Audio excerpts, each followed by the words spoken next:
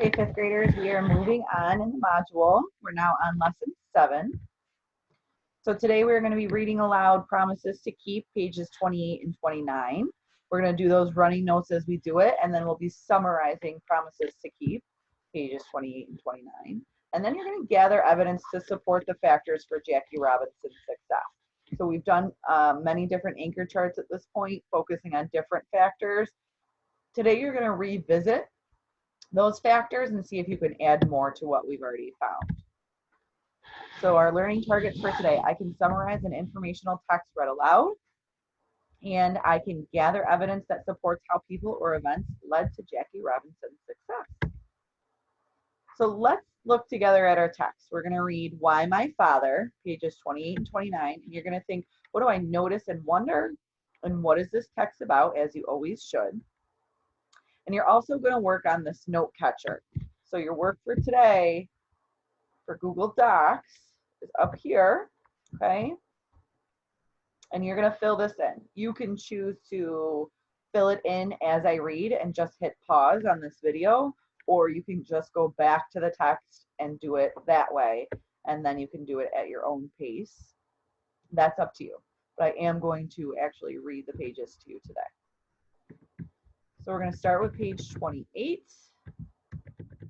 Like I said, you can pause whenever you feel you want to write something down. Remember my pacing yesterday, I really paused after every paragraph to write things down. So that's a good way to pace yourselves. But again, you can also wait until after I read it and then go back and then make notes. Okay, so starting with Why My Father. On August 28, 1945, my father, who was playing baseball for the Negro League's Kansas City Monarchs, met Branch Rickey to discuss playing for the Dodgers. There are many reports but few eyewitnesses to this historic meeting, which took place at Branch Rickey's office in Brooklyn, New York. Rickey knew all about my father's extraordinary athletic ability and that he'd successfully played on integrated teams in college. What he didn't know much about was what kind of person my dad was. So before Rickey set up a face-to-face meeting, he called out to California to speak with people who knew my dad. He learned that my dad had been raised in a religious home by a mother whose values matched Rickey's own. He heard that dad was a serious guy who didn't drink. He also heard that dad was an aggressive competitor with a fiery temper. Rickey must have liked dad's strong personality, but I'm sure he wondered how pressure would affect his playing. Nonetheless, he sent his scout, Clyde Sukeforth, out with instructions to bring Jackie Robinson to Brooklyn.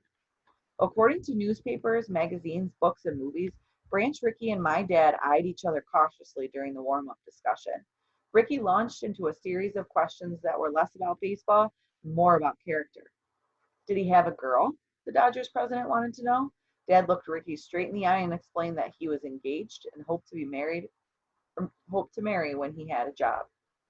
Satisfied that my father would have a supportive partner, Rickey went on and talked about the need for my dad to hold back his anger, control his impulse to strike back, and play extraordinary ball in spite of fear.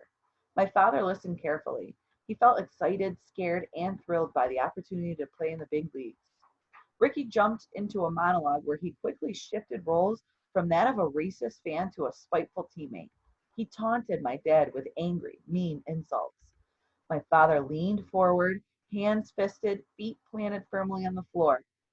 I can only imagine the thoughts that must have run through his mind. This was more than just a chance to play in the majors. It was a chance to avenge the racism of his boyhood, to help right injustice. Rickey was offering my father a terrific opportunity and tremendous responsibility. Dad was prepared athletically. He had the support of a loving woman and a steadfast mother. He'd matured over the years. He had his faith, but would he hold back his anger for the sake of the mission? The role-playing ceased. My father eased back in his chair, unclenched his hands, and met Branch Rickey's steely gaze with confidence and determination. Rickey asked if he could stand the pressure. Would he control his temper against verbal and even physical attacks? Dad didn't respond immediately. The same question was on his mind. He wasn't used to backing down when attacked. Rickey made it clear to my father that the first 3 years would be critical. For the sake of racial equality, he'd have to adopt a nonviolent approach to change. My father agreed. Branch Rickey knew he'd chosen the right man. He knew that Dad had both the self-control and the courage to succeed. He and my father shook hands on a verbal agreement. The noble experiment began. So up here you can see some footage of him. Okay, it talks about how much he made after he signed the contract with the Royals or with the Dodgers. And this is him actually meeting with Branch Rickey. All right, so again, you're going to go to your Google Doc for today. You can fill in the notes now if you haven't done so already. And then you should be going down and working on your summary. So these lines here.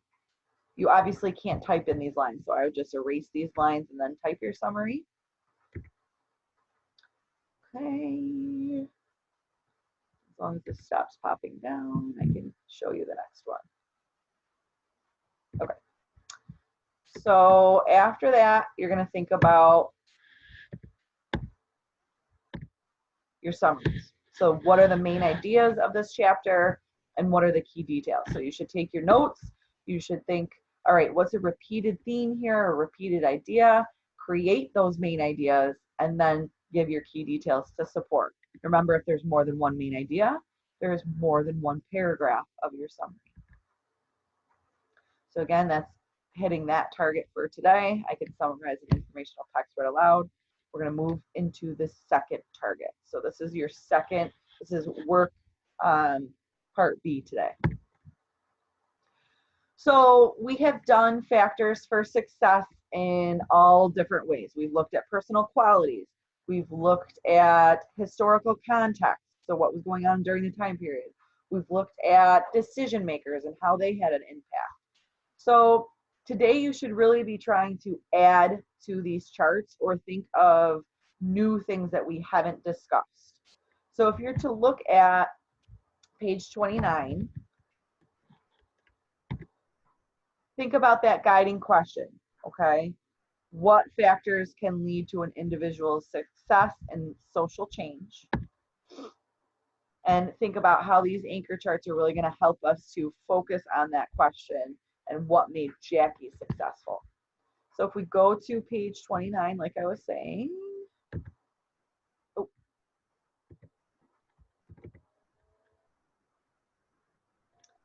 sorry guys.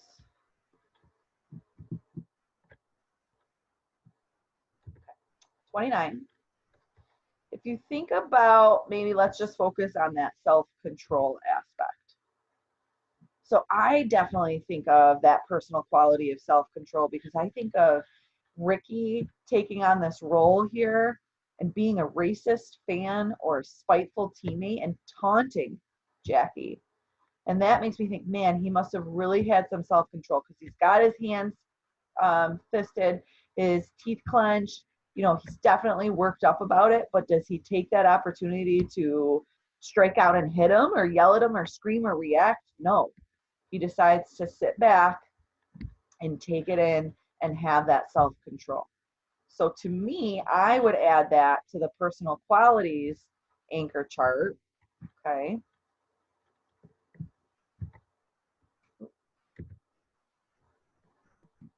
So to me, that shows self-control. That's what I would add to the personal quality anchor chart. Okay, I would use that section as evidence, and then I would list my source, page 29 from Promises to Keep. So what you guys are going to do today is you're actually going to go all the way back to page 6 through 29 and look for additional examples of each of the different factors. So personal qualities, historical context, and what's the third one? Let's see from our sheets.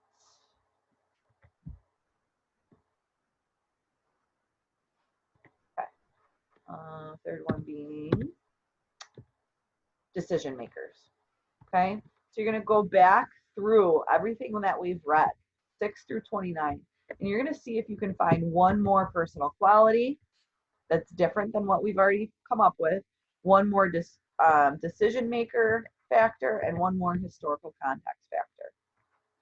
Okay, so if you guys have any questions for today, feel free to Zoom me and we can talk about it, but hopefully you guys can get back through there and find at least one more example of each. All right. We'll talk to you guys tomorrow.